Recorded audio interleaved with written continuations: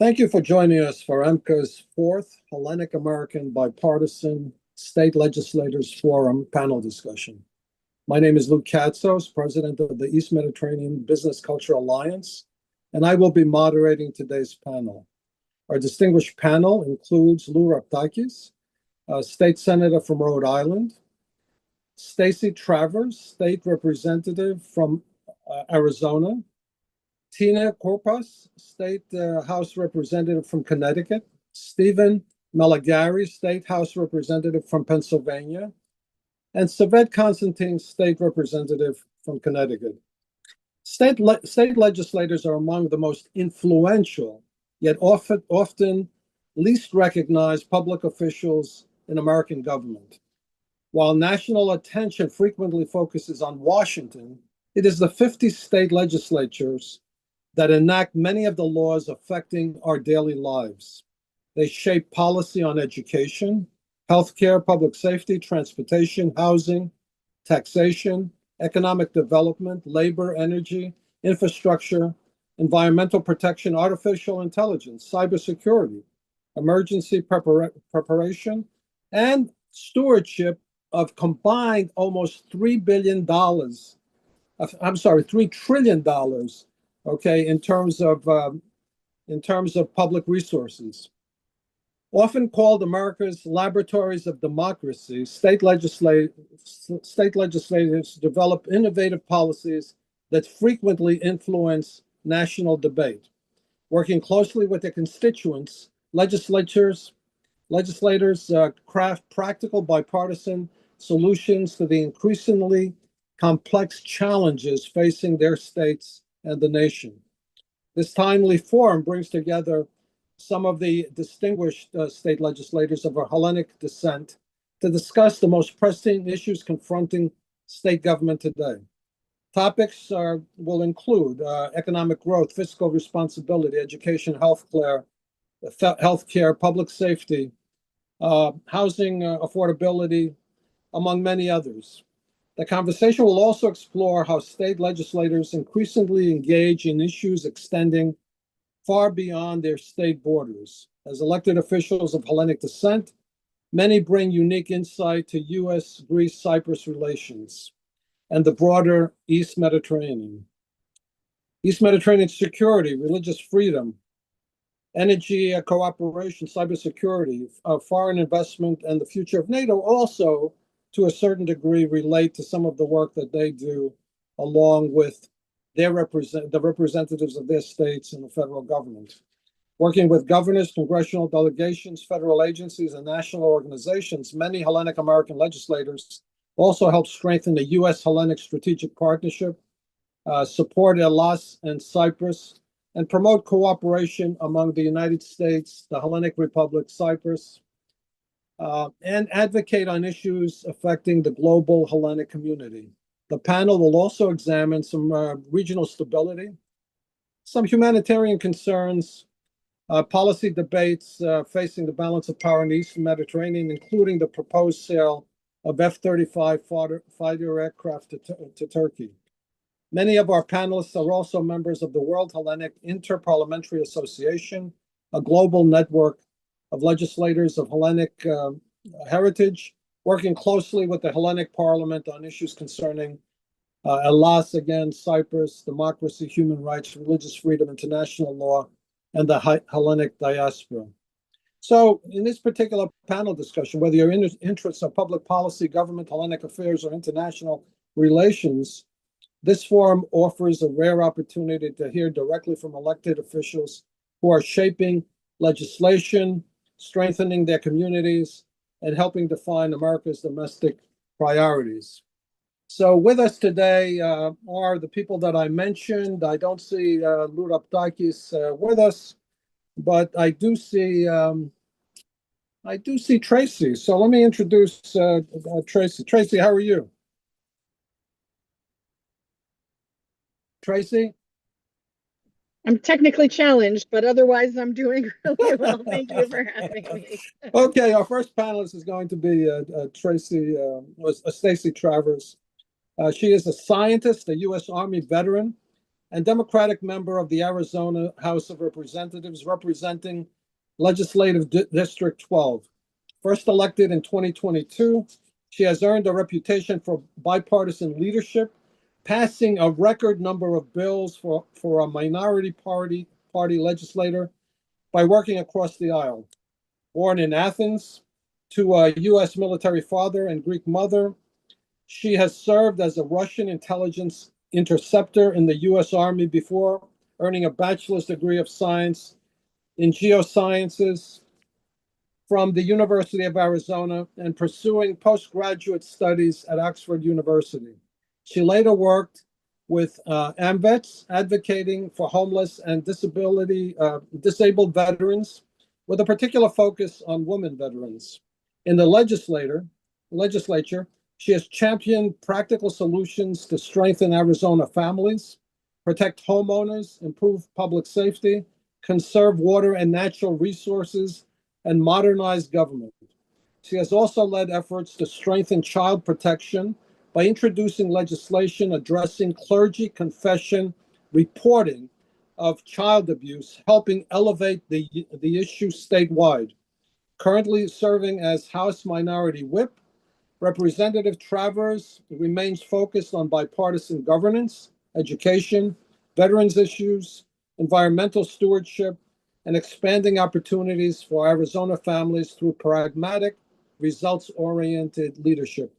Welcome, Stacey, and thank you for being with us today. Thank you very much for having me. Thank you. So why don't you do a little presentation? Tell us a little bit about the state and some of the things that you are doing. And apologies that you can't see me. I am having some sort of technical difficulties. I would be bold enough to say that out of all my colleagues on the panel today, I am in one of the most divisive legislatures in the country. And so it's been very challenging navigating, trying to advocate for constituents, but I'm very proud of the work that I've done. So tell us, Stacey, what do you mean by that in terms of the challenges? Because our audience, in many cases, really may not understand actually what's happening state by state. So if you can elaborate on that, and again, just tell us some of the things that you're working on, and in terms of some of the issues that you're facing.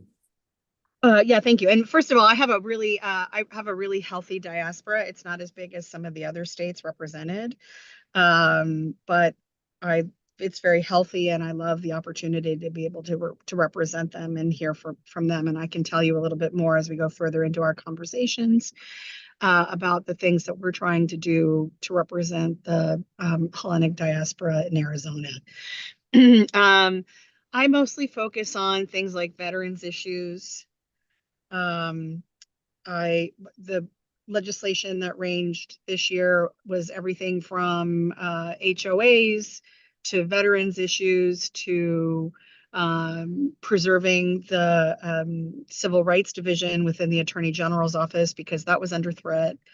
And so what we're seeing in our state are some very extreme polarization on both sides of the aisle. And so it's been challenging navigating that middle road to make sure that everybody gets represented, because in the political landscape today, it's always the loudest voices that get heard, but that's not necessarily the majority of the voices. So what's the breakdown, Democrat, let's say Republican, in your particular state that are there's a larger Republican registration, but the independents are starting to outnumber. So Democrats are even registration wise in the minority. But we have, and I don't want to offend anybody who might be listening, but in our legislature, we have folks who were a part of January 6th and were very instrumental in organizing that event. And we also have fake electors. the folks who were challenging the Biden win. And so we have in our legislature, a lot of election deniers. We have a lot of, as I said, extreme outliers that don't necessarily represent the majority of the independents who are in the middle. Can you tell us something a little bit about the clergy confession reporting that you were talking about in terms of your bio that I read? Yeah. Yeah, because that seems to be a big issue, right? There was a lot of publicity that came out of that, I would imagine, right? Yes, and most recently, the Arizona Supreme Court just yesterday came down with a decision that would allow clergy, churches, religious institutions to define their own definition of what a confession is. And so basically what happened is we had an incident in southern Arizona where a young girl was being abused by her father, who was a member of the LDS. He went several times and told his hierarchy in the church. They then consulted their hierarchy, and at every point in the process, they were told to keep it quiet. The young girl was telling people in her church as well, and she was being completely ignored. The abuse continued for many years until they had another child, who then at 6 months they started abusing. So this happened for many, many years. And so I worked very diligently and very thoughtfully that we have some rule in the book that would require some mandatory reporting of the clergy. If you confess one time and your search for penance is true, then you are allowed to go down that process. But if you can come in to confession as a habitual sexual abuser of a minor, and it's only sexual abuse of a minor, then you have to report it. So if you come in and confess about, I don't know, cheating on your taxes, that's not a thing. It got represented that way nationally by a lot of the religious organizations like the Catholic Church. They failed to admit that there was a very one specific set of circumstances that would require that mandatory reporting. So I did get a lot of emails and I did get a lot of phone calls. But once people understood what it was specifically meant to protect, people sort of understood, or if they disagreed, then they respectfully agreed to disagree because they got a larger context of what the legislation was for. And that's why it's so upsetting to see the Arizona State Supreme Court let religious institutions police themselves, as it were, because basically then this changes nothing. If they can self-determine what quote unquote confession is, what a confessional is, because there was a legal argument that, well, this gentleman who was abusing his daughter was telling everybody. So at what point is it a confession, quote unquote, a confession? And at what point are you just telling people who happen to be in the church? And now the Arizona State Supreme Court has ruled that even telling a lot of people who are in the church is still considered confession. And so I am very worried about our youth and the children who are being abused, that they won't have any protection in this space here. And they did tell teachers, they did tell other people, and we're not, it took years. It took years for somebody to finally pay attention and do something. At that point, the father was incarcerated and he killed himself while he was in prison. Kind of gruesome. Were you challenged on the basis of separation of church and state and all that? Was that some of the challenges? It was a First Amendment issue. Yeah, I would imagine. Let me ask you a question. You're part of the World Hellenic Parliamentary Association? Very proudly so. Were you there this year? I was indeed. I got to go with with everybody who is on the panel. And it's always just such an honor to be a part of this organization. It's so interesting to meet all my colleagues from around the country and hear what their legislatures are like and the things that they're working on. And it just makes me, very honored to know these fellow legislators. Thank you so much, and we'll come back, Stacey. Of course, thank you. You've heard enough from. in the general discussion. I'd like now to introduce Tina Courpas. She serves in the Connecticut General Assembly, representing the city of Stamford and the town of Greenwich, following her election in 2024. Before entering public office, she spent more than 2 decades in investment banking and corporate law, beginning her career at Goldman Sachs, and more recently serving at Silver Point Capital in Greenwich.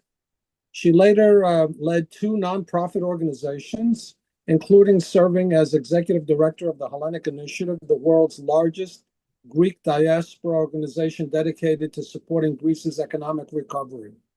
A committed community leader, she is a parishioner of the Greek Orthodox Church of Our Savior, where she has taught Sunday school and founded a youth dance group. She also serves on the board of Pedia Institute, which promotes the study of classical languages, including ancient Greek. Representative Courpas earned her AB from Princeton University and a JD from Columbia Law School. She is the daughter of 2 Hellenic immigrants and the mother of 4 children. Welcome, Tina, and thank you for being with us today. Thank you very much for having me, Lou. Yeah, so if you can, tell us a little bit about what's happening in Connecticut, what you're doing, and the things that are important to you. Thank you, Lou. Well, it's been the privilege of my lifetime to serve in the Connecticut legislature. I was first elected in 2024 and am now running for my 2nd term in 2026. So Connecticut is a small state of 3.5 million people, is a beautiful state, located between New York and Boston. And we have for 16 years been a one-party state. So we have a Connecticut legislature. The House, the Senate, and the governor's office are all held by the same party. It happens to be the Democrat Party. And so it has that unique political characteristic, the state of Connecticut. I entered politics because I love and believe in our American democracy. And I feel like most people, many people, certainly the people in my district, are sane moderates. They are generally fiscally responsible. They want the government to run like they run their own pocketbooks and their own businesses. They want to make investments that pay off. And they want government to provide a safety net for people that need it, but they also want that to be done efficaciously and responsibly. On the social stuff that gets headlines in today's politics, most people are also in my opinion, open-minded, and they want people to live their life as they see it without a lot of government involvement, but they also want to live their own lives as they see fit. So what I'm trying to say is I ran in part to represent what I would describe as the vast, somewhat underrepresented majority in the middle. The headlines from the United States in politics right now really come from the extremes of both parties. So my approach to this job is really to be that voice, and it has worked, and my district has embraced it, and I want to continue it. So the issues that I engage in the most and want to make the most difference in really have those characteristics too. As a finance person, I gravitate towards the financial issues of our state. And I feel that more balance is needed on those issues. So Connecticut is a very expensive state to live in. We have a very large public sector. We're the 2nd or 3rd most taxed state in the country. We have the 46th most unfunded pension plans. We have the top 1 through 3 cost of electricity. And all of that adds up to a problem of affordability in Connecticut. So that's a really important kitchen table issue that I've been working on and will continue to work on. It's interesting, knocking on doors this summer for my campaign. That is issues 1, 2, 3, 4, and 5. My property taxes are too high. My electric bill is too high. My income taxes are too high. I can't afford to retire here. I'm going to Florida. I can't afford for my adult children to come back and live here because they can't afford a starter home. Anyway, so those are the issues that I really have been tackling. And I think that starts with controlling our spending, paying down our debt, making changes legislative changes, which we can make to lower the cost of electricity, and kind of taking government off the backs of businesses in Connecticut. We have a lot of red tape in this state, and really letting the pie grow. We keep fighting, not fighting over, but we keep trying to divide the small pie. We need the pie to grow. We need to attract businesses and people here and ideas here so that we have a larger tax base and so that we have more opportunity for people to earn a good living. So I would say for me, first and foremost are the economic issues. Um, and interestingly, this campaign of 2026 relative to 2024, 24 was more ideological. You know, we had a president on the ballot. People, it was post Roe versus Wade overturn. People were very ideologically focused. But in this campaign, it seems very much that they're focused on their day-to-day lives and how government can make their lives better. Um, Housing, like many states, we have a lack of affordable housing in Connecticut. To me, that needs to be solved organically. We may need to make the state less expensive, the cost of building less expensive, the cost of energy less expensive. We can get into more housing if people are interested. And then for me, I care a lot, as we all do, I'm sure, about education. I spent a lot of my time on education. I'm on the education committee. I was the ranking member of a committee that passed a large special education reform in Connecticut in 2025 and really started down the path of funding that more robustly. We have not done a great job in our state of funding special education, which is very expensive. And more kids are being diagnosed. You know, we need to come through for those families. And, looking at how we fund education in Connecticut, not just where can we put in more dollars and make better investments, but what outcomes are we seeing for those dollars? When you make any investment, you want to see what your return is. And it's hard to imagine any return that's more important than educating the next generation. So I spend a lot of time on those education issues. And to his credit, our governor is focused on that and has appointed a commission of folks to really look at that. How do other states fund education? Are we doing it the best way possible? How do charter schools fund their model? Can we learn anything from them? And what results are we getting in Connecticut? So that's very much, I've been spending a lot of the summer on that commission and the off legislative cycle, and we'll continue to work on education. That sounds fantastic. Let me ask a question. This has nothing to do with what you're doing as a representative, but the dance group. Are you involved with that? Are you involved with the dance group? In other words, do you dance or what do you do? Well, maybe many of us grew up this way. I grew up in a Greek dance group at my church in Baltimore, Maryland, where I was raised. And when we settled in Greenwich, Connecticut, our church did not have a youth dance group. So I started one. I ran it for 13 years while my children were that age and young. I've now passed the baton on to folks that have all of their children still at home and not in college. And there in my opinion, two ways to really convey our culture to the next generation. One is our language. These are things you can, teach and have a program for. One is our language. Greek school's a really heavy lift. I didn't do the best job ever with my children to teach them Greek, unfortunately. But another way is through our dance. So a lot of kids really enjoyed that and benefited from it. And have a real feeling and understanding of our culture through our dances. So that was a real joy for me, the 13 years I did it. You mentioned that the economic issues seem to be the larger issues in this particular campaign in this particular years. In your particular state, are people leaving actually for tax reasons, like they are, let's say, in New York or California, or Yes.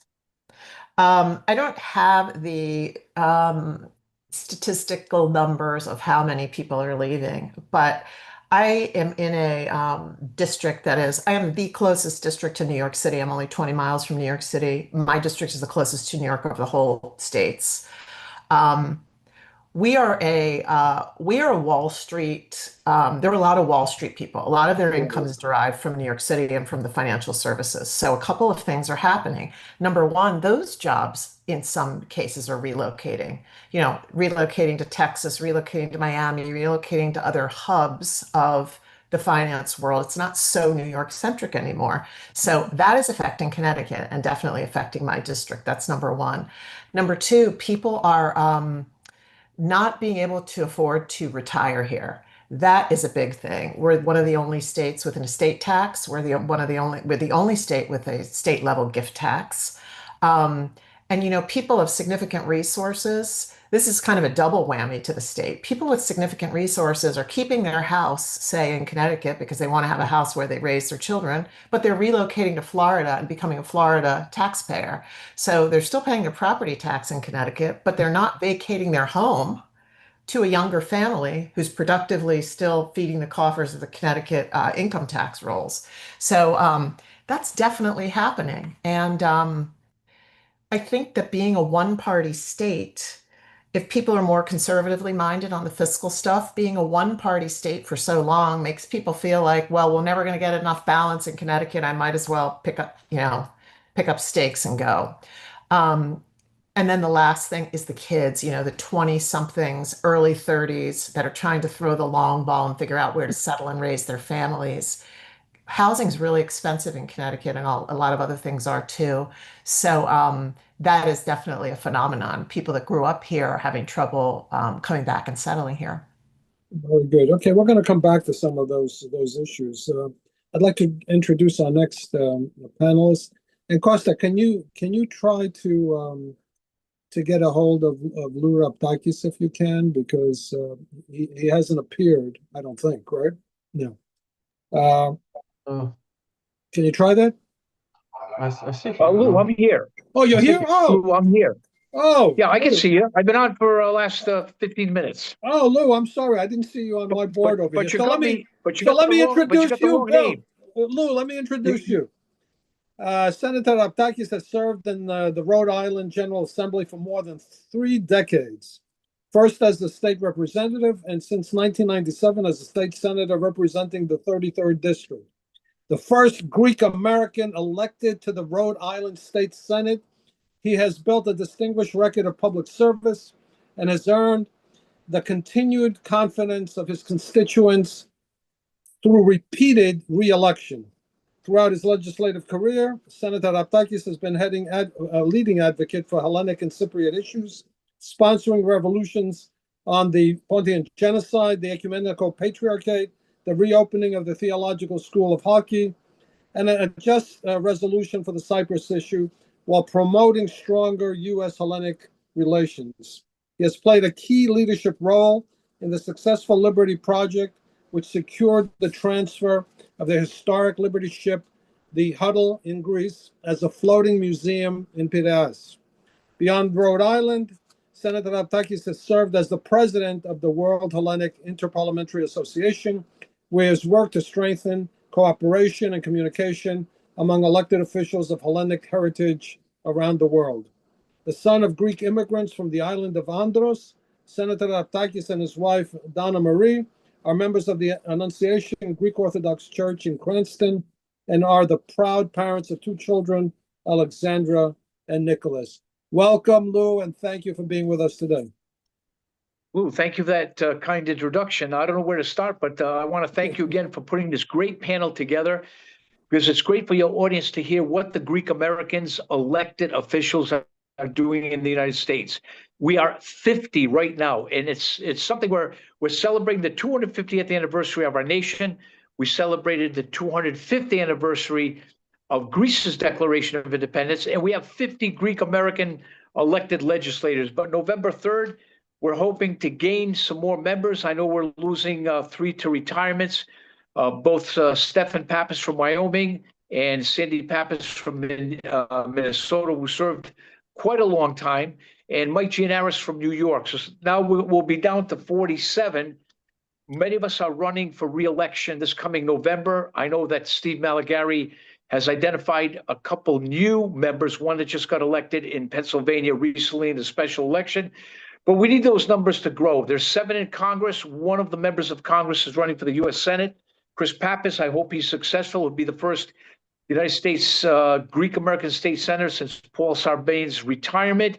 But we need those numbers to grow. 7 is not enough in Congress. And we augment that with our state delegation, because as you know, we have elected legislators in 22 states. We have, other than the 7 members of Congress, we have 5 general officers: Connecticut Lieutenant Governor, Nevada, California, Secretary of State of Illinois, and Auditor General of Massachusetts. We have 12 state senators, and the remaining 26, I believe, are state reps. makes a total of 50 in about 15 to 16 states that we're elected in. That's a lot of power because we get to connect with our congressional delegation. All these issues with Turkey, Blue Homeland, the F-35s, and the list goes on and on and on. So that's how we are vocal as far as pertaining to our local constituency, because most of us do not have any Greek majority, other than if you're in New York, in Astoria, or maybe in Staten Island. But many of us rely on our local constituents to do what we're doing, like many of my colleagues just described about the tax situations, housing situations. We're probably identical to what Connecticut has as far as issues. Again, Rhode Island is 34 Democrats, 4 Republicans in the state Senate, and 62 Democrats, 1 independent, and 12 Republicans in the House of Representatives. I don't think that's going to change. But what has to change is the cost of living. People cannot afford housing. Electric rates are high. Property taxes are high. Funding education is high. But again, I think most of us are living this unknown future, what happens during the midterms and what's going to happen in 2028. We have to, again, be careful what's happening in the Middle East. But as a Greek American, I'm very proud of my roots, and we fight for a lot of issues of concern for both Greece and Cyprus. And I just mentioned a few of them. And Lou, I know you're going to ask me the question, but this year, other than the General Assembly that we have of every other year in 25 and coming up in 27, we try to get the United States, which has the largest delegation, to participate in a biannual General Assembly held in Athens, Greece. We also have members in Australia, about 29 in Canada, and in most of the European countries, and we have 3 African nations, Kenya, South Africa, Rwanda, who are Greek descent legislators. That's a lot of power for Greece and Cyprus. But again, going back to the United States, this year, I decided as president to celebrate and commemorate in Athens the 30th anniversary of the founding of the World Hellenic Interparliamentary Association. Great tool, again, to advocate for issues of concern for Greece and Cyprus, but also to promote American companies to invest in Greece for defense, for education, tourism, investment, energy.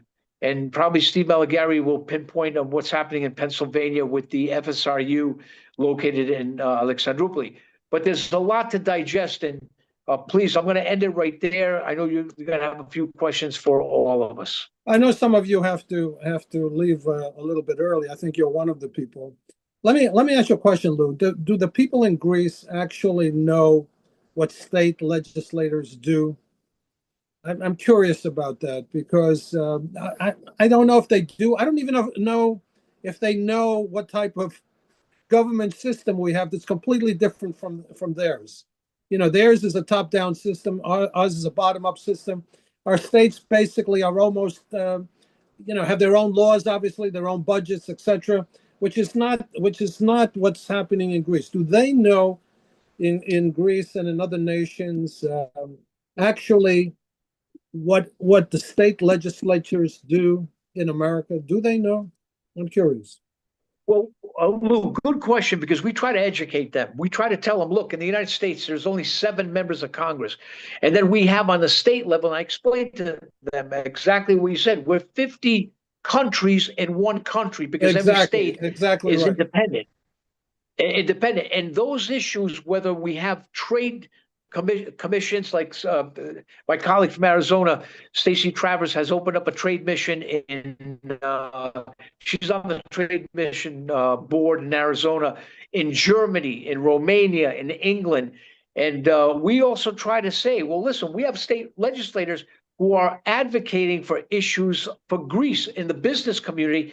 And I told Stacey, your next goal should be opening up a trade office in Thessaloniki, Greece, to help build the bridge between the United States, Greece, and then into those other Balkan countries, whether it's Kosovo, whether it's Bulgaria, whether it's Fyrom, whether it's Albania, Montenegro, Serbia. So these are the kind of things we try to explain to them. And even the state legislator, the University of Rhode Island, is part of an agreement with the University of the Aegean on the island of Rhodes.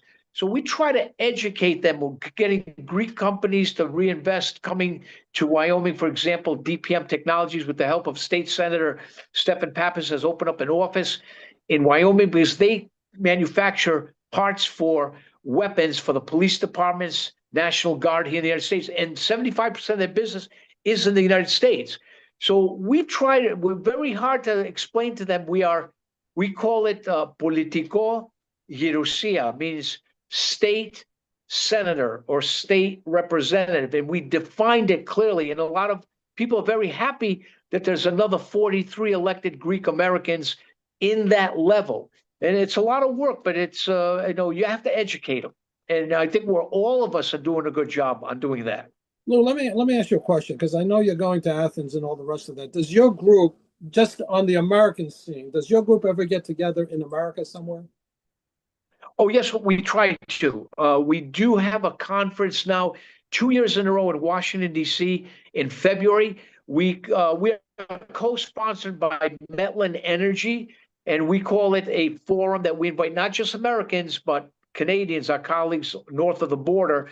And this is going to be our third year coming up that we get to meet in Washington, D.C. in February. And we try to get together at the same time when the Delphi Economic Summit has their conference in DC. It's very important because we get to tell these companies that do come over during our forum, especially Metland, we take them to our congressional delegation and try to help them when they try to invest in the United States and what the issues are. So you're right. I wish there was, look, we have to fund ourselves. We have a very small budget. We try to raise our own money for the WHIA. We are a nonprofit group. But this is a lot of work, a lot of hard work to do, is try to get our folks together in Washington. So our third year coming up, and then again in Athens, we met in 2025. We met this year for the 30th anniversary of the WHA last week. We had about, I believe, 18 United States members out of the whole group. And again, we're going to be in 27 back in Athens. But again, Lou, as you know, it's a funding issue. I wish we could meet in the United States maybe twice a year. Again, some of us have legislative duties. We try to meet sometime early February where the legislature is not in full swing.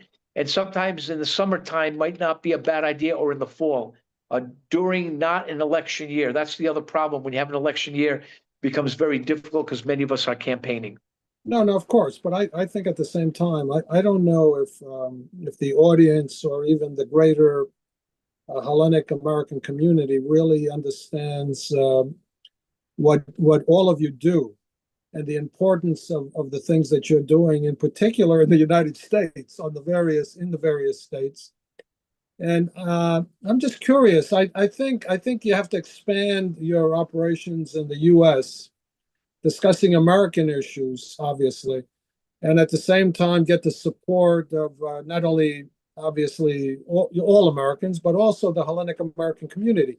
I'm not sure if the Hellenic American community, which always talks about helping people of Hellenic, let's say, background, or at least family type background, whether they were born there or not, doesn't matter. I'm not sure if they're supporting you enough, okay? Because the reality is economics play a very big role in elections. And we like to talk, many people in our community like to talk about having more representation that represents us, let's say.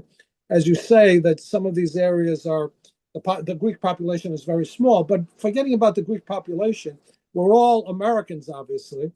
So therefore, are you getting enough support, and should we be doing more for your organization also in the United States if you get together?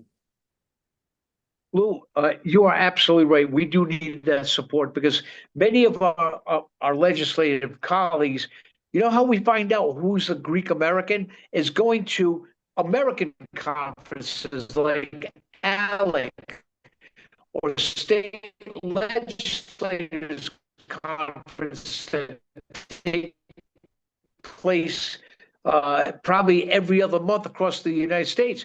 And that's how we discovered John Allen, because he's not colleagues who said, hey, I go to Greece on this legislative trip every other year, that because their last name is not Allenopoulos, it's John Allen. I mean, we can't tell if they're Greek Americans, but you're right. In those conferences, a lot of us do talk about local issues of what we do between our states. And the issue here is, you're right, we have to connect the dots and maybe have a sort of a state legislative conference in the United States, but a Hellenic state legislative conference in the United States to talk about U.S. issues between states, whether it's on crime, drunk driving, education. But then at the same time, because again, it's in our Greek blood, we like to also have sidebar discussions and how we also augment those of, again, getting our Fortune 500 companies in our states to look at investing in Greece, or Greek companies coming vice versa. That's just one example. But you're right, it is a lot of work. But again, a lot of us, some of us are full-time, some of us are semi-part-time, and some of us are part-time. It's finding that time and finding, you're right, the funding to make this operation. I think my colleagues would jump in and say right now that, of course, it is a money issue, and we like to grow. We like to get this organization to grow more and get corporate sponsors, so we can really promote our issues between our states, which I think is very important. And then again, between the United States, Greece, and Cyprus, I think is very, very important also. Very, very good, Lou. If you'll let us know if you have to depart. I'd like to introduce right now Stephen Malagari. He has served Pennsylvania's 53rd District in Montgomery County since 2019, and currently serves on several committees in the State House, including insurance, appropriations, and liquor control. A lifetime resident of the district and a member of his local Greek Orthodox congregation, Representative Malagari has been one of the legislature's leading voices for the Hellenic American community. He recently authored House Resolution 553, designating May 19th as Pontian Greek Genocide Remembrance Day in Pennsylvania, and has worked with Hellenic lawmakers across the country and around the world to advance issues important to the diaspora. In addition to this work, Malagari has also championed legislation benefiting working families, retirees, and local businesses in his community, becoming one of the most productive members of the Pennsylvania House of Representatives in its last session. Welcome, Stephen, and thank you for being with us today. Thanks, Lou. Thanks for having me. Really do appreciate it. Great seeing all my colleagues online as well. And thank you, Leonidas, for a good introduction about what Padea does and WIA. Lou, thanks for the intro. Really do appreciate it, and happy to be here with you. I'm in my fourth term now, running for re-election this year. Will be hopefully entering my fifth term in office. I was first elected in the 2018 election. That particular election cycle, we flipped a lot of seats that year. I'm a Democratic representative in Pennsylvania. We are a split legislature, and I'll get into that a little bit. But I've been serving my constituency since 2018, or rather 2019. And hopefully we'll have that opportunity to continue. I am a Greek American. I have Italian ancestry as well, but I'm half and half. My mother is Greek. Our family stems from originally from Marmara region in Asia Minor, but they were moved during the population exchange to Mytilene in Lesbos, and that's where our family lived for many years, and that's where my uncle was born, and my mother was born over here, but my uncle was born in Greece. And our family roots are very important to us, to our family, and to continue to talk about that, and to make sure that we are consistently telling stories of our history, but making sure that we're remembering our ancestors and making sure that we are understanding that, we have to be proud of our Greek heritage and our Greek roots, and continuously trying to visit as much as possible back to Greece to connect and to have that connection stay alive. As a member of Padea and WIA, I've been able to work closely with Lou and all my colleagues on here and promoting Greek American issues, but also making sure that we're tying our companies and our businesses and industries here in the States back to Greece. And that's one area that I'd like to touch on a little bit with that. But outside of that, I've been concentrating my legislative duties on making sure I'm representing my constituency, representing my people here in Montgomery County. We're right outside of Philadelphia. We're a suburb of Philadelphia. And we have large immigrant communities within here. Actually, the district is 17% Asian American, many of which are from Bangladesh, a lot from India, Korea, China, and also Vietnam. And then we have a large Mennonite population as well, historically from this area, Pennsylvania Germans. And then furthermore, we are a growing community, or outside of Philly. We're one of the areas that is consistently growing in the Commonwealth of Pennsylvania. Pennsylvania is a large state, 13.1 million people. Our population is staying rather the same.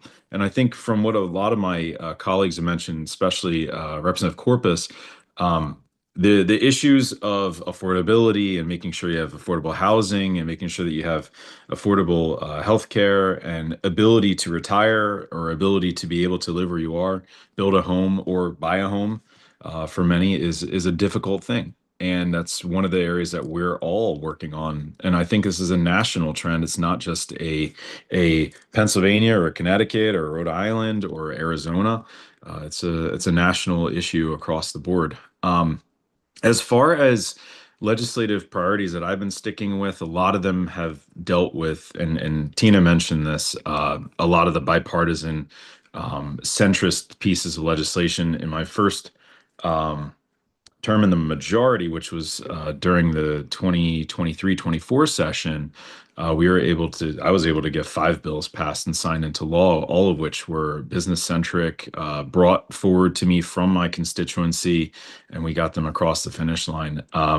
It was a matter of trying to make sure that we were working with our colleagues across the aisle and continuing to create dialogue. And I think the brand that one sets, and it's an important one, is if your brand is good in your legislative office, when you put bills forward to the other chamber, a lot of the time they'll put them through and they won't look negatively on that. So it's an important aspect to remember. As far as trying to work this year, one of the bigger legislative wins I've had in this term has been, and something I've been working on for 4 years now, was getting a cost of living adjustment for our retirees that are pensioners of state employees and also our state educators.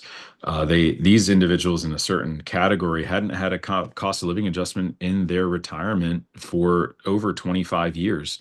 So a lot of them in their late 80s and 90s, some of them, and still living with that same pension amount that they had 25 years ago and before 2001. And it's an interesting aspect. You wish that you can get more individuals help that they need, but also you have to start somewhere, and this is a starting point to try and correct some of the financial challenges that a lot of our seniors are facing. Furthermore, we had our professional municipal police and firefighters included in a cost of living adjustment as well, a separate piece of legislation that was written. Both of them are written into a fiscal code bill, which got it done, but the reality is that this has been something that they've been fighting for the same amount of time, and we were able to deliver on that as well. So it was a good year of wins to help a lot of people. Over 70,000 retirees in total, I think, is what that was helping, and that's just a small estimate. Unfortunately, that number continues to decrease every day as they pass away. But for outside of that, I've been concentrating on the infrastructure in the district and making sure that we're investing smart investments that do pay off. Education is a very important one as well. And we are also facing an issue with how we fund education. What are we doing to make sure that it's fairly funded, making sure that those that need it the most are getting what they need, and that students are not left behind in the mix, and making sure that our seniors and our families are getting a return on their investment as well. And these are the challenges that we have to face. As we're an aging population, we need to make sure that we're bringing in new families to meet the demand of what our educational systems need? Are we funding charter schools, as Rep. Courpas mentioned? Are we funding them properly? What does it look like in other states? We started to address the fairness of those funding formulas. They hadn't been changed in 20 some years. In Pennsylvania, we just started actually seeing those changes happen in the last 2 years of budgets. And we're starting to see some returns on those investments now, finally, and it's actually a good thing to see districts that have been historically underfunded finally get more money back into their districts for the students that really do need them. And then the next challenge is, well, how do we deal with where more of the better funded districts are, and how do we offset some of those tax dollars for those constituents that live there as well, and those taxpayers? So these are the challenges that we do face. It's all of us are facing this right now, and it's something that I think collectively as a group we can discuss and come up with some good ideas. And that's one of the benefits of WHIA, of PADEA, and being able to bounce ideas off of each other and understand what works in certain demographics and what works in certain situations, and how we're able to reflect on each other and be able to work with each other to better our communities from when we found them and when we came into office. That's a little bit about me. Small question. Resolution 553, which got a lot Sure. of publicity recently. What triggered that for you? What triggered that for you, or who triggered it, or how did it work? Well, a lot of the credit, I think, goes first off to PADEA. And early on, we always had discussions about when we were in our General Assembly about hearing from our Pontian communities. And as time passed, and as I was working in my role as a legislator, and I was seeing the examples that were being put forward of other resolutions that have been passed, it was time that we finally got this done and been able to do it. And luckily, we were able to get it done as a resolution in the House. Now, mind you, they'd done a similar resolution in the Senate about 20 some years ago. But it's important that we keep the conversation going. It's not just a one and done type of thing. The ability for us to identify points in history that are egregiously wrong in many ways, we have to be okay with saying that, owning it at times if it's our own, and then identifying it so we don't make those same mistakes in the future. So it was an impetus of PADEA that really brought this forward, and we were able to get some good language. And the Senator Raptakis was able to share some language from Rhode Island that we were able to adapt and work it with Pennsylvania. And then we had some stakeholders speak about it as well and talk about it. And lastly, the other impetus was last year we did a resolution on the Armenian genocide. Very similar, exact same timing, exact same perpetrators in that genocide that they went through. We went through the same thing during the same time from the same people. And it was high time that we were able to get our own recognition, but include the Armenians in that resolution, and the Assyrians as well. Very important. So they were included in 553? Yeah, everyone was mentioned. I like that. That's very good. Congratulations on that. So we'll get back to that in a second. I'd like to introduce our next panelist. That's Representative Savet Constantine. She has served in Connecticut's 42nd District, representing Wilton and portions of New Canaan and Ridgefield in the Connecticut General Assembly. She serves as Vice Chair of the Finance, Revenue, and Bonding Committee, and is a member of the Education Committee and the Energy and Technology Committee. Since taking office, she has earned a reputation as a thoughtful, bipartisan legislator, focusing on fiscal responsibility, education, economic growth, energy affordability, consumer privacy, and emerging technology, among many other things. She is also known for her strong commitment to constituent services and for bringing people together to solve complex community challenges. Before her election, she spent more than 2 decades serving in the leadership roles within the Wilton public school community, and was active in the local civic engagement with the Wilton Democratic Town Committee. She has earned a Bachelor's degree of Arts from Carleton College and a Master of International Affairs from Columbia University. She and her husband Craig have lived in Wilton since 2004, where they raised their 2 children. Proud of Hellenic heritage, her family roots are in Corinth and Kalamata, and she remains deeply connected to her Greek ancestry and traditions. Welcome, Savet, and thank you for being with us today. Thank you so much for having me here. It's a pleasure to join this illustrious community of Greek legislators. I cannot say how much I learned from everyone who's on this call, from everyone who was at the PADE conference in Greece last week. This is the basis of our work, connecting with people and seeing what issues they confront, how they're dealing with them, and how we can move forward. Kind of the benefit and the negative of being last after 5 people is that everyone has said everything. But so I just want to tie things together from what Stacy said about Arizona, where they are so divided. I feel that we are very lucky here in Connecticut that we do work on such a bipartisan basis. I believe almost 90% of our bills are bipartisan. But we're all kind of facing the same issues. Tina comes from a purple district, kind of like mine. Mine might be a little more blue. It depends on the election year, but we all have the same issues. The 2 things, particularly because I'm vice chair of finance, revenue and bonding, and I sit both on that committee and also specifically on the bonding committee, is I really look at bills from 2 aspects. Does it make life more affordable for residents? And does it strengthen Connecticut's economy and future?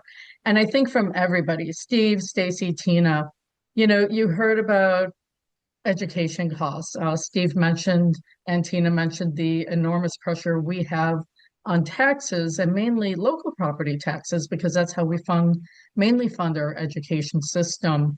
Housing is a huge issue over here, as it is for everybody. I mean, we're a small state. We're right outside New York. While slightly more people are leaving Connecticut for various reasons, a lot of them job-oriented or retirement, we do keep on expecting more of an influx from New York City, particularly when it comes to education changes over there, such as if the gifted and talented program in the New York City school system becomes obsolete if it's gotten rid of. So, housing's a challenge here. We have a lack of housing. We have high cost housing. Some of it is due to our regulations. And I think as legislators, we really should be looking at how much do our regulations and paperwork slow down or add to the cost of housing. Right now, Wilton is probably one of the top 10 towns for building housing in the state. But is it the housing that people want? So these are questions that we look at all the time. And then the usual healthcare costs, childcare costs, energy costs. What can we do as a legislature to fix that? One big thing from one of your questions regarding a significant challenge that Connecticut faces is specifically as a blue state, unfortunately, we did have about $1.7 billion in federal funding clawbacks of money that we've sent to the federal government that, we couldn't, it's coming from SNAP, it's coming from Medicaid, it's coming from special ed. So these are issues that we took a look at over the last year. We've had 3 sessions so far in order to make sure that residents here keep on getting the services they need, and how do we fund it without raising taxes? Is there anything else you want me to go on about, or should we open discussion? No, we can open discussion now. So if everyone would just unmute, we can just have an open discussion. Thank you so much, Savet. Of course. One of the things that I always wonder is, do people, forget about people overseas, do people in the United States really understand civics like they used to in the past? In other words, do people know the differentiation between what you guys are doing and what's happening nationally? I'm just curious about that. In terms of education, is civics taught anymore in school? Listen, Connecticut has a really strong civics They do? program, but I think we can always do better. This past session, we passed a civics seal of approval for students that meet certain aspects and learning aspects and internship aspects when it comes to civics education. But we have a whole lot of people who, they're busy with their lives. They had school 20, 30, 40 years ago. We vaguely remember things, but everyone is so busy for their lives. Like, can they pay attention? I mean, every single airway's just being inundated with different messaging. Do we have time to verify who's sending it? Or you hear something from a friend you trust and you don't follow up, but it becomes part of what you're thinking. In Connecticut, we did pass, actually the voters in 2024 voted for free and clear, no excuse absentee ballot voting. And we just put that into effect now. Before you had to have a kind of a valid excuse for voting via absentee. We modernized our not just the absentee ballot counts, but our voting machines so they can count ballots as they come in and not all be done on election day. Listen, every state is in charge of their own election process, and there are certain rules, and we should all be cognizant of them. And every state has different policies. Doesn't mean one is right or wrong, but I think there's a lot of information out there that just confuses people. And again, people are busy, and it's not just on elections, it's on I don't know about everybody else, but lots of people think I work in Washington, D.C. That's what I was thinking. They may be confused as to what people do. Stacy, are you still with us? And Steve, if you can unmute. We're just having an open conversation right now.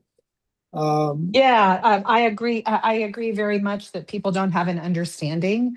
We also have a civics requirement in the state, but even when it was a little bit more robust, taught in schools in my generation, for example, you still get people not understanding the role of what specific government levels do. For example, we have a data center going in to our neighborhood, which is less than 150 meters from a neighborhood. And so people are coming to us not understanding that this is really about a city council issue, which is about zoning and regulations for zoning, and that, we can't really do anything about it in the moment. And so they're talking to, I still get things about releasing Epstein files and that sort of thing. And it's like, I'm so sorry, but I can't really help you with those issues. Those are really a federal level or, and I don't think most people could even tell you who the legislators were. They can't. Most people are clueless. I could be wrong. I really could be wrong, but I think most people are clueless in terms of. But it does keep us humble that we cannot expect people to know who we are. So we always need to be out there explaining what we do, because I'm sure Steve and Stacy and Tina, our biggest job is constituent services. So when people do reach out to us, so they know to reach out to us if they do have a question. And if it's national, we can direct them to our national congressmen or senators. And if it's local, we direct them to the appropriate people in town too. Mm-hmm. Steve, any thoughts on that? Yeah, so just touching on the need for greater civics education in Pennsylvania, we do have civics education that's through our social studies programs. Each district is a little bit different. Each school teaches a little bit different, but they all have to teach criteria and curriculum in order to meet the laws that are currently in place. I think it could be stronger, in my own opinion. A lot of individuals think I work in Washington. They don't necessarily know where the bounds of our offices are, like where the bounds of what our power or ability is. I describe to a lot of individuals that my job is basically an air traffic controller of how things get done within a person's life. So they come to us as the first line of defense, and they're asking us all the questions. And either I'm directing them to their municipality, either I'm directing them to the county, I'm directing them to their federal legislator, or if it has to deal with the state, we're gonna deal with it and do it head on, as we usually do. Our office is known for its strong constituent service. We do not keep anyone at the door. We make sure that everyone who comes to our office, we help regardless of who they are.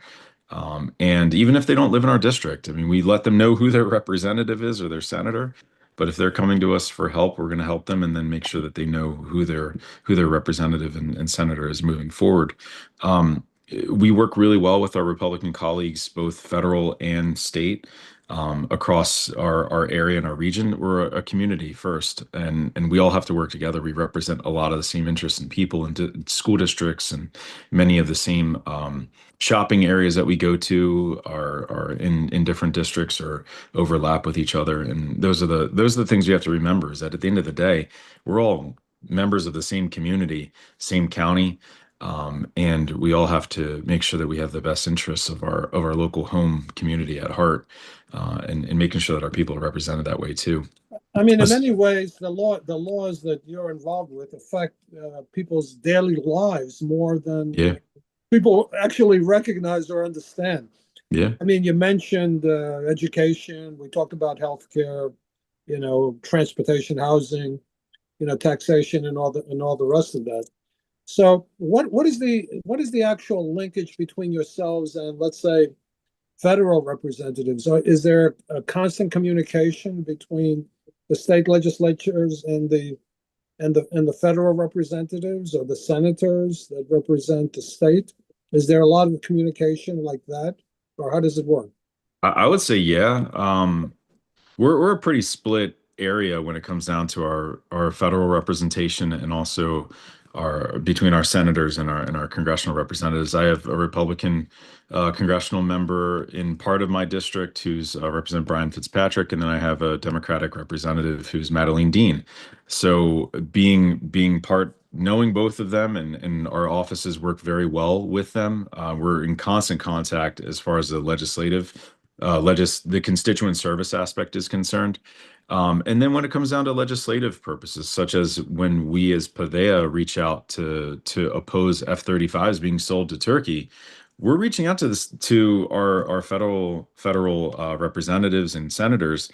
And in Pennsylvania, we have Senator McCormick, Republican, and Senator Fetterman, Democrat, and both of which have to be reached out to equally and communicated with on many different ways. And then for grant dollars, we're communicating with them as well to bring things back home, to make sure that we're getting the resources for our Commonwealth that we need and for our community that we all represent. I would just like to add, Lou, and I have to hop off after this, so thank you for hosting this. Same thing here. We have 5 members of Congress and 2 senators, obviously, in the state of Connecticut. So that's a federal delegation of 7. They're all Democrats in the state of Connecticut. I'm in the minority party, but we really are a team. And one of the benefits of being a small state is that we do act as a team and we collaborate, and it's fairly clear which lane everyone is in terms of the issues they have jurisdiction over.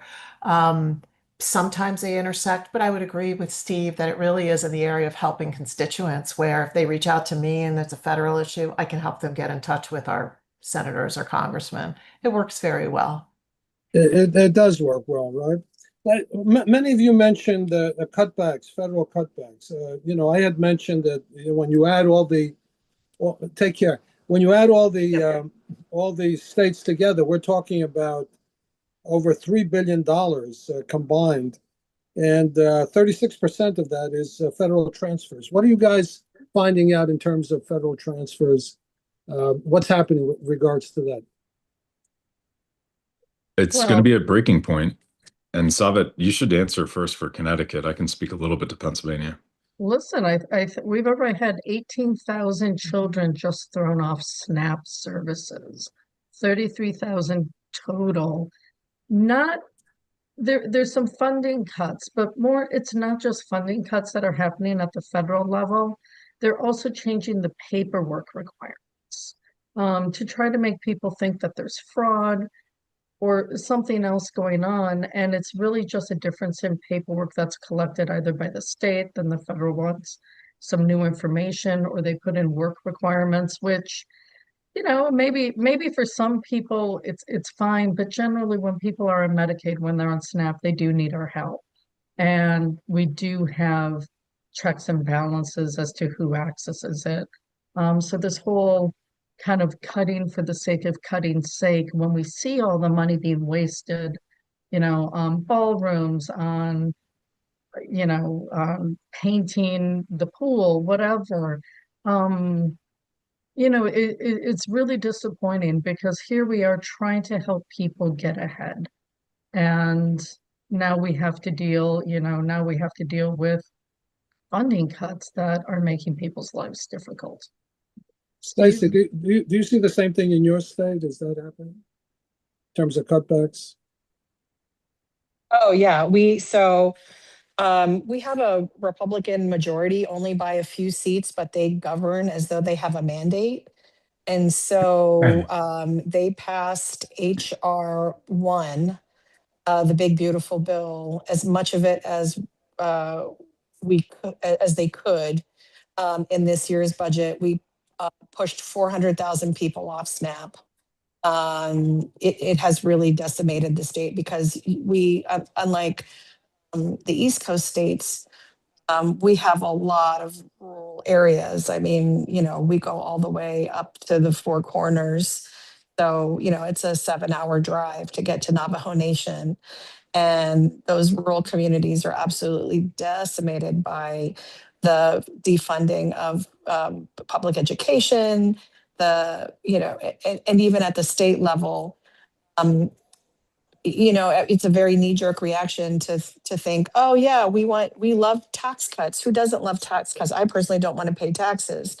But, when you take away all these cuts, even at the state level, it's impacting services, right? Firefighters, first responders, schools. I mean, we're trying to eliminate food tax, rental tax, all the state taxes that cities rely on in order to keep the lights on and the trash picked up and our streets safe. And so it was a real tough fight, this budget, to try to keep people housed and fed and safe, because it's been really it's been really an incredibly bad impact that it's had on the residents of Arizona. Public schools are closing. My district alone had to close 6 elementary schools. Why is that? Why is that? In Arizona, outside of Phoenix, the rural schools are hit even worse. But I mean, can you imagine having to close six schools in a district because of the underfunding? I imagine that also, is there the student body, are there less kids going to school? Because one of the trends nationally, I think, is that there's less students going to public schools on the earlier grade levels. Is that happening? Yeah, I mean, in your there states? is we are facing, I guess, a perfect storm. We do have a population decline, Yeah. but we also have housing issues. I think Tina was mentioning it earlier. We have a lot of older folks who moved into the district when they were young and they had families. Now we have no other housing for them if they want to downsize, and they like the area that they live in. Tempe and Chandler, 2 of my 3 cities that I represent, are on the top 20 list of happiest or best cities to live in the United States. And so nobody wants to move. And so you have this dearth of housing supply for empty nesters, for example. And so you're not seeing that. And then the biggest problem that we have are these ESA vouchers. We were the first in the state to expand universal vouchers to everybody in the state. Initially, it was a program that was for military families who were transitioning and for special needs kids. If you couldn't find a public school education to satisfy the needs of that child, then you would get taxpayer money to be able to take your child to a school that could provide an appropriate education. Well, even after we put it on the ballot that we didn't want universal vouchers, the Republican majority legislature went ahead and did it anyway. So now it is open up to everybody. And that includes families making over $500,000 a year who have never had their child in public school is now getting money for vouchers. And it is absolutely the initial sell was that it was only going to be maybe $300,000 extra. It's costing us $1 billion a year in public education. Wow, money. that's a lot of money. And a lot of it is waste, fraud, and abuse. People are buying lingerie with it, trips to Switzerland, $200 Lego sets, cappuccino machines, because they refuse to put any accountability on it. And so as a result, it is decimating any funding that public schools are getting, because as you know, the other thing is public schools have a high amount of accountability, and they have to take every kid that is given to them. Whereas with these vouchers, I could, if I wanted to right now, I could set up a micro school and start taking ESA voucher money. There's absolutely no account. Go ahead, Savet.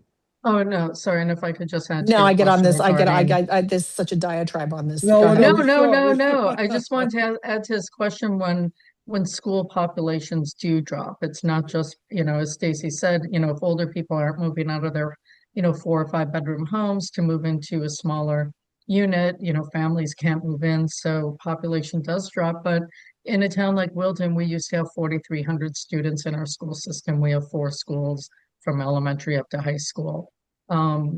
But the thing is, even if we drop 100 in 1 year, let's say even if you drop 300, when you spread that across 12 grades or 13 with pre-K, you're talking, 2 to 6 kids per class. It doesn't affect the base cost of running a school, whether it's maintenance or the building or heating or transportation or the amount of teachers, because you just can't divide 1 kid in between 2 classes. So that's, it's another issues that our towns do confront, kind of, the inelasticity of housing and where do we build when we're already fully built here. So, yeah. Let me ask you guys another question in terms of data centers. You're in different states, obviously, and there's different things going on in each state. Can you each of you just comment on what the thought process is with regards to data centers, the power that they use, their effects on the population, whether they're, people are for it, against it, whatever. So if you can, one by one, you want to start, Stephen? Sure. This is something that's pertinent to Pennsylvania right now. And so Lou mentioned a couple things early on. He mentioned something about how Pennsylvania is an energy state. That's true. We're an energy exporter. We create electricity, we export it to the PJM grid, of which there's 13 states involved in that, and including Ohio and Maryland and Virginia and New Jersey. We don't go into New York, it's a different grid, but we do have West Virginia part of it and portions of the Midwest, and then go further into the Mid-Atlantic. So as an energy state, data centers are starting to come here, pop up, and honestly, there's a couple being built as we speak. There's 2 being built, one in Beaver County, I believe it's Beaver County, and then the other one's in Bucks County, closer to the Delaware River area. These are both on brownfield sites. One was a former steel production facility, and another one was another heavy industry facility. I forget exactly what the history of that site was, but they're both brownfields. And the difficulty that we have right now with data centers is that, one, they're energy intensive, they're resource intensive as far as water is concerned, and they are permanent. It's almost like building a brand new steel mill and not expecting any of the negative results or impact from that to a community. The issues that we are seeing with it is that the zoning laws, at least in the Commonwealth of Pennsylvania, aren't strong enough for each community to prevent, say, a data center from coming in. But so a lot of them are starting to beef up their zoning and making sure that they're able to set criteria for where they could go if they decide to move to an area. Is there enough space? Is there enough land? Is there enough setback? Is there enough power or water or whatever it may be? We can't necessarily we haven't done a moratorium, as some speak of, and other states may have done. We're a different state and a different makeup and a different political landscape. It just isn't a possibility at the moment.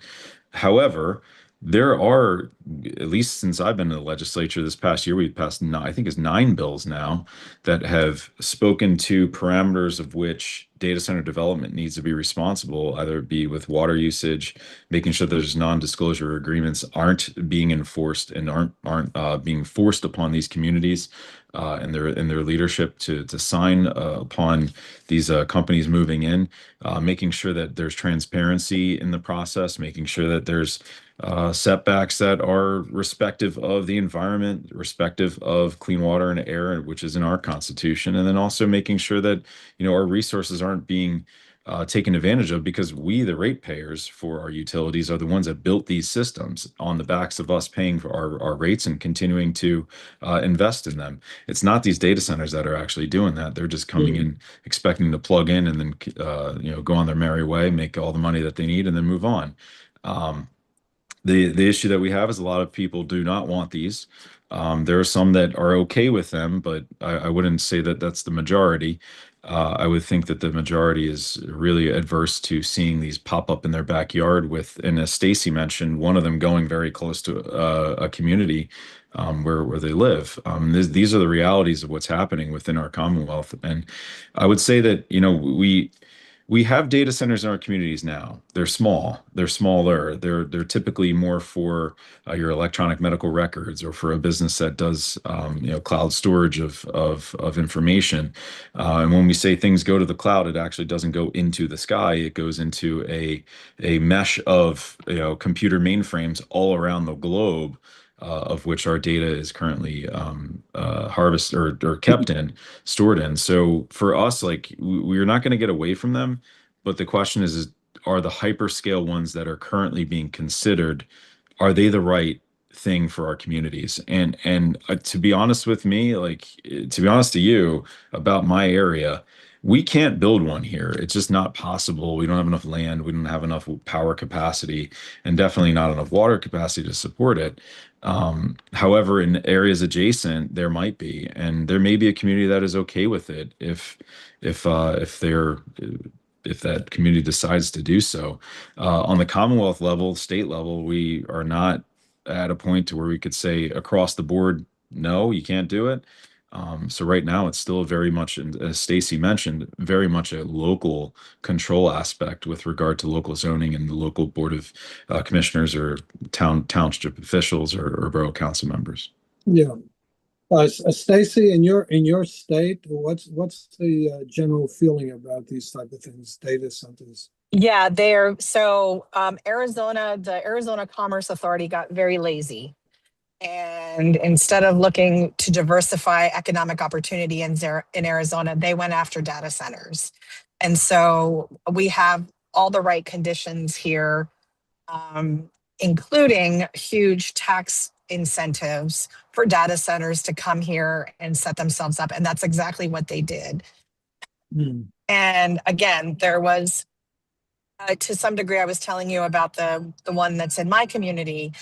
It was basically, they didn't change the zoning. It was approved 10 years ago because we didn't know what we didn't know.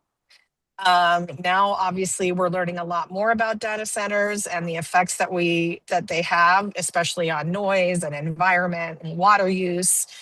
And so there is a much, much more robust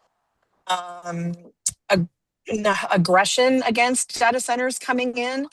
I think we all understand that. I mean, I have a special needs kid, and AI has been incredible to her education and the opportunities that it opens up for her. But we need to do it in a very thoughtful way. And Arizona has done it very thoughtlessly. And so now people are aware and people are advocating and people are fighting. Up until New York's legislation, we had the toughest data moratorium, no tax credits for 3 years. We'll see what impact that has. Do people still want to come to Arizona now that they're not going to get the tax credits? We'll revisit that in 3 years. There's a lot more that we wish we could do, but my colleagues across the aisle are very pro data center. And so it's been hard getting any kind of real legislation, whether it's on the hardware, the buildings, and the detriment to environment, or if it's sort of any kind of regulatory reform on AI and how we make sure that, you know, we're not doing anything really destructive to society with the technology that we're building. Tina, your state is smaller, obviously.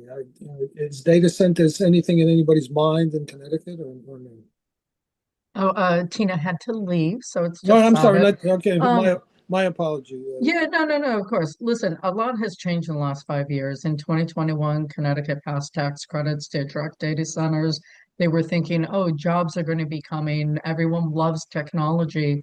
And then in the course of the last 5 years, we realized, you know, as Steve and Stacy have said, the use of energy, water.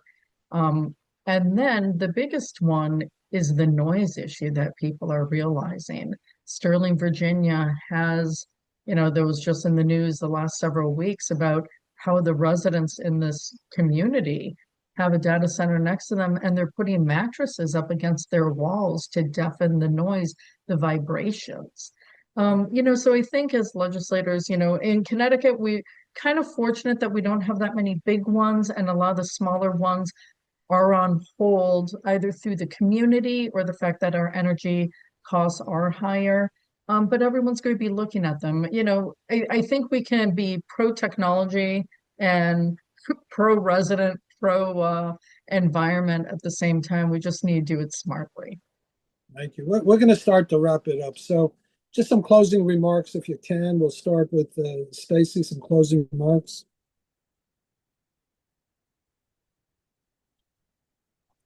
I just want to thank everybody for the opportunity.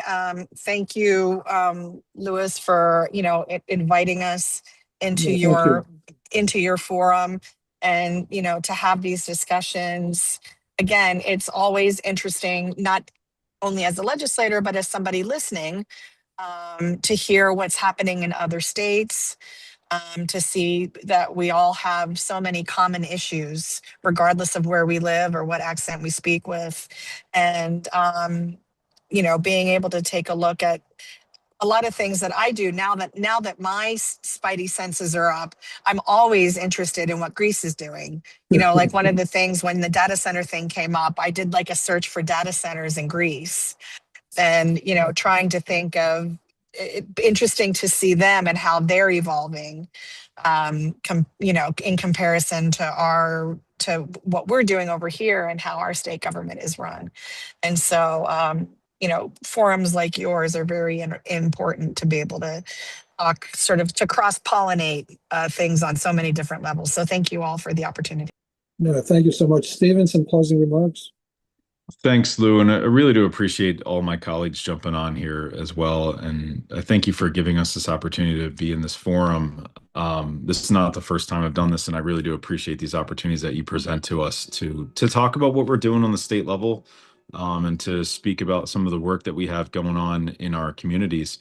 It's important for us to continue to keep this dialogue going, to speak about what individually we're doing as Greek heritage legislators in our own communities, but also understanding that our tie is back to Greece as well, and we want to make sure that that tie stays alive, and that connection is always thought of, not all the time in what we do every single moment, but we need to think about our Hellenism and philotimo and making sure that we're representing to the best of our capabilities not only our heritage that we think of every day, but also our constituencies that may differ a ton from what our own ancestry is.